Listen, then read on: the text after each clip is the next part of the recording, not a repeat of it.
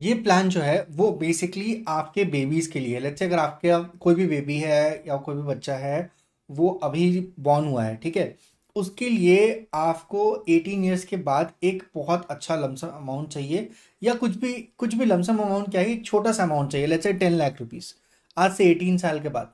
पर वो 10 लाख रुपीज 18 साल के बाद कंप्लीटली वैल्यू हम मानते हैं कि लेट्स से 50% डिप्रिकेट हो गया है, तो 10 लाख का 5 लाख बच गया, ठीक है। या हम मान लेते हैं कि वो 60% में डिप्रिकेट हो गया, तो 10 लाख का वो 4 लाख रुपए बच गया।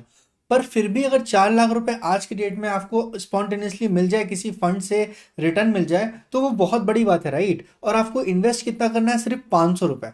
जी हाँ, सिर्फ और सिर्फ 500 रुपए इन्वेस्ट करना है। इस 500 रुपए से आप आज से 18-15 ईयर्स के बाद एक अच्छा 10 लाख रुपए का आपको कॉर्पस दिखेगा। वो फंड आप ले लीजिए, वो फंड भी छोड़ दीजिए, हम तो कह रहे हैं वो आप इंडेक्स उठा लीजिए, इंडेक्स में इन्वेस्ट कीजिए, इंडेक्स के ईएफटी में इन्वेस्ट कीजिए और भूल जाइए। कुछ बड़ा रकम नहीं है, सिर्फ 500 रुपये हर महीने इन्वेस्ट कीजिए। और लेट्स से बेबी आपका इस मंथ से हुआ है, तो इसी मंथ से आप इन्वेस्ट कीजिए और आप चलते रहने दीजिए उसको 18 साल तक, ठीक है। आपका जो कॉर्पस बनेगा वो आपको स्क्रीन पे ले चलते हैं और दिखाते हैं।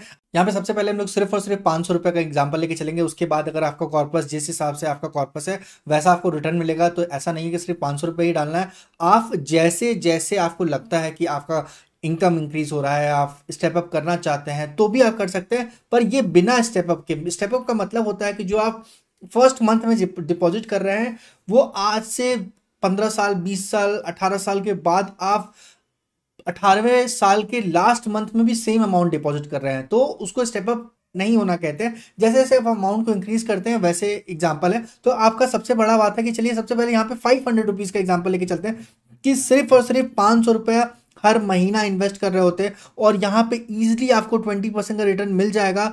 हम ये कह रहे हैं 20% का रिटर्न मिलना आसान नहीं है, डिफिकल्ट है। पर अगर आप इंडेक्स या ईटीएफ को, इंडेक्स के ईटीएफ को ट्रेस करेंगे ना, तो आपको एक 20% का इंटरेस्ट मिल जाता है, क्योंकि ये डाउन होगा, हम ये नहीं कह रहे कि डाउन नहीं होगा, पर एक over the period of time ये रिकवर भी कर जाता है। तो आप ये समझ लीजिए कि आप इंडेक्स फंड में इन्वेस्ट कीजिए, ठीक है, और इंडेक्स फंड में ईटीएफ में इन्वेस्ट कीजिए, exchange traded fund. Exchange traded fund, इसका अगर एग्जांपल दें, अगेन ये बाई एंड सेल रिकमेंडेशन नहीं है, पर अगर हम एग्जांपल दें तो निफ्टी 20 में आप इन्वेस्ट कीजिए, निफ्टी 20 में आप इन्वेस्ट कीजिए, और आप सिर्फ और सिर्फ इसे इन्वेस्ट करके 500 रुपये हर महीना इन्वेस्ट कीजिए, और उसके बाद आप भूल जाइए, ठीक है। उसके बाद आप भूल जाइए, और उस यहाँ पे आपको दिखेगा कि बहुत अच्छा वेल्थ, बहुत अच्छा कॉर्पस जनरेट हुआ है। तो ये सबसे बड़ी बात है। ये आपको होप नहीं दिख रहा होगा, पर मेरे कहने का मतलब है कि अ, ये थोड़ा सा स्क्रीन का इशू है, कोई बात नहीं, स्क्रीन जहाँ तक है वहीं तक आपको दिखाते हैं। तो मेरे कहने का मतलब है, सिंपल सा लॉजिक है, आप कोई भी इन्वेस्टमेंट स्टार्ट कीजिए और उसको कंटिन्यूसली 20 ईयर्स तक कीजिए, आपको एक बहुत बड़ा कॉर्पस जनरेट होगा। कॉर्पस इसलिए जनरेट नहीं हो रहा है यहाँ पे कि आप बहुत बड़ा अमाउंट इन्वेस्ट कर रहे हैं, यहाँ पे कॉर्पस इसलिए जनरेट हो रहा है क्योंकि आप 20 ईयर्स तक का वेट कर रहे हैं। जी हाँ, 20 साल में अगर आप देखेंगे ना, तो ये जो आपका अमाउंट है, जो 500 रुपीज़ है, वो आप हर महीने इन्वेस्ट कर रहे थे, और 20% के आसपास का आपको इंटरेस्ट मिल रहा था। कहाँ से मिलेगा वो आपको बता दिए हैं। आप कोई सा भी ईटीएफ, एक्सचेंज ट्रेड, कोई सा भी नहीं, ईटीएफ जो इंडेक्स को ट्रेड करता है, वो जो इंडेक्स को टैली करके कोई सा भी ईटीएफ चल रहा है, जो इंडेक्स फंड में आप इन्वेस्ट कर रहे हैं, ऑल टुगेदर इंडेक्स फंड में आप इन्वेस्ट करेंगे, 20% का रिटर्न आपको मिल जाएगा। 20 ईयर्स तक आपको इन्वेस्टेड रहना है और इन्वेस्ट करते रहना है हर महीने।